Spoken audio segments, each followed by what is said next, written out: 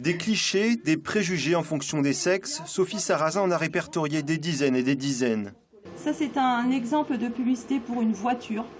Je vous laisse juger par vous-même. Des rôles attribués dès le plus jeune âge, famille, médias, école, autant de vecteurs qui entretiennent ces comportements stéréotypés, des comportements qu'elle veut changer.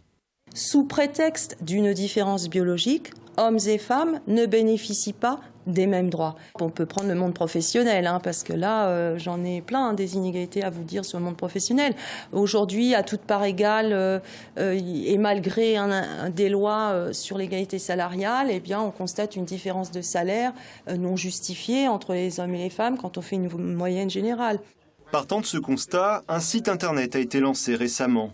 Enfants, parents, enseignants, tous y ont accès gratuitement. Il déconstruit les clichés, questionne sur l'identité sexuelle et sur les codes appris dès l'enfance. Le personnage, c'est le panda. Ce fameux panda, c'est en fait un panda qu'on a réalisé et en fait, c'est le même. Par exemple, sur celui-là, on leur demande vous pourriez voir quoi. Ils nous disent c'est un panda, il a une écharpe, il parle à un micro. Dans un établissement, le groupe m'a dit c'est une fille. Alors là, j'étais étonné parce que je me suis dit, donc ça veut dire qu'ils intègrent que les femmes maintenant peuvent faire de la politique. Et je leur pose la question, pourquoi pour vous c'est une femme? Et là, ils me disent toutes, les filles, mais porte l'écharpe, c'est Miss France.